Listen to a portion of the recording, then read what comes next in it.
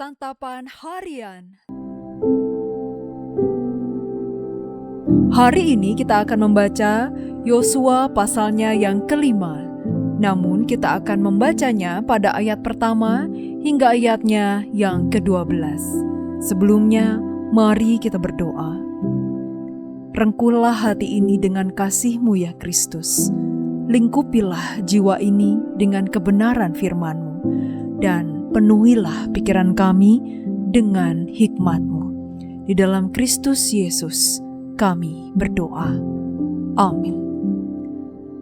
Yosua 5 ayat 1-12. Ketika semua raja orang Amori di sebelah barat sungai Yordan dan semua raja orang Kanaan di tepi laut mendengar bahwa Tuhan telah mengeringkan sungai Yordan di depan orang Israel sehingga mereka dapat menyeberang, ciutlah hati mereka dan hilanglah semangat mereka menghadapi orang Israel.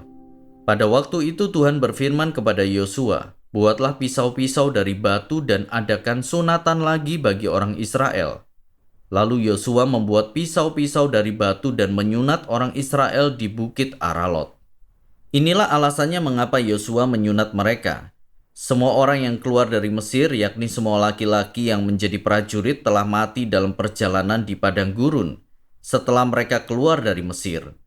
Sebab semua orang yang keluar dari sana telah disunat, tetapi semua orang yang lahir dalam perjalanan di padang gurun sejak keluar dari Mesir belum disunat.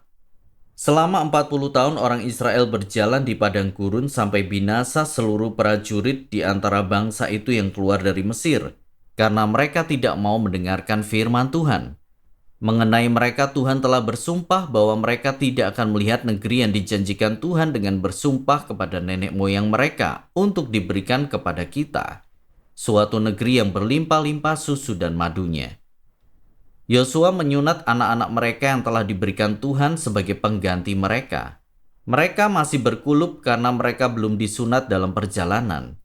Setelah seluruh bangsa itu selesai disunat, mereka tinggal di tempat masing-masing di perkemahan itu sampai mereka sembuh. Tuhan berfirman kepada Yosua, "Hari ini aku telah menyingkirkan darimu celah dari Mesir." Itulah sebabnya nama tempat itu disebut Gilgal sampai hari ini. Ketika berkemah di Gilgal, orang Israel merayakan Paskah pada tanggal 14 bulan itu pada waktu petang di dataran Yeriko. Sehari sesudah Paskah, tepat pada hari itu mereka makan roti tidak beragi dan gandum panggang, hasil bumi dari negeri itu. Lalu mana berhenti turun pada hari itu ketika mereka makan hasil bumi dari negeri itu. Tidak ada lagi mana bagi orang Israel. Pada tahun itu mereka makan hasil bumi Kanaan.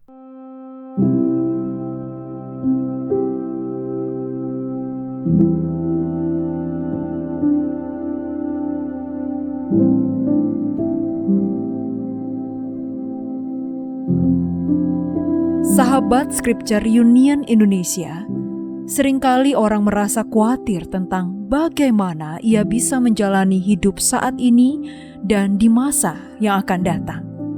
Perasaan itu bisa membuat orang menjadi gelisah, tidak tentram, dan tidak bahagia. Bahkan ada orang-orang yang kemudian sakit-sakitan karena dikuasai oleh perasaan khawatir. Pertanyaannya, mengapa orang khawatir? Padahal kekhawatiran tidak akan bisa menambah sehasta saja pun pada jalan hidup kita. Salah satu sebab orang merasa khawatir adalah karena ia tidak percaya kepada Tuhan dan pemeliharaannya yang ajaib dalam hidup manusia. Kisah dalam kitab Yosua pasal yang kelima menuturkan bagaimana Tuhan memelihara umat-Nya dengan cara-cara yang ajaib. Pada saat umat Tuhan berada dalam perjalanan di padang gurun selama 40 tahun, Tuhan memelihara hidup mereka dengan memberikan mana sebagai makanan mereka. Dan tatkala umat sudah sampai di tanah Kanaan yang berlimpah susu dan madunya, Tuhan memelihara hidup umat-Nya dengan hasil bumi dari negeri itu. Pada saat itu, mana tidak lagi turun dari langit. Tidak ada lagi mana bagi orang Israel. Dari pengalaman umat Israel tersebut kita belajar bahwa pemeliharaan Tuhan itu pasti. Ia tidak akan pernah meninggalkan umat-Nya. Ia senantiasa memelihara umatnya dengan berbagai cara sesuai dengan kondisi umat. Ketika ada di padang gurun, umat diberi makan mana yang turun dari langit, sebab umat belum bisa bercocok tanam dan menjalani pola hidup nomaden. Namun, setelah umat menetap di tanah Kanaan, mereka dikaruniai makanan dari hasil bumi negeri Kanaan, dan untuk selanjutnya umat dapat bercocok tanam dan memulai hidup yang baru di tanah yang baru. Dari situ kita dapat melihat bagaimana Tuhan mengatur segalanya agar umat tidak pernah lapar. Dari penyertaan Allah yang luar biasa itu, mari kita bersyukur dan tidak khawatir, sebab Allah sudah, sedang, dan akan terus memelihara hidup kita.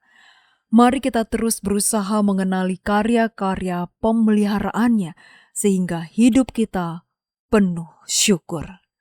Mari kita berdoa. Bapa Surgawi, kami sangat bersyukur karena Engkau mendekap kami dekat dengan hati-Mu, dan tidak ada kekhawatiran dalam hidup kami karena Engkau sudah, sedang, dan akan selalu memelihara kami dalam kasih-Mu. Di dalam keagungan Putra Tunggal-Mu Yesus Kristus, kami berdoa. Amin. Kiranya firman Tuhan yang Anda dengarkan menjadi berkat, hingga Anda memiliki kehidupan rohani yang segar, kuat, dan sigap. Jika Anda menginginkan buku santapan harian, silakan kirimkan nama, alamat lengkap, dan kode pos beserta nama radio yang Anda dengarkan ke nomor 0811 9910 377. Tuhan Yesus memberkati.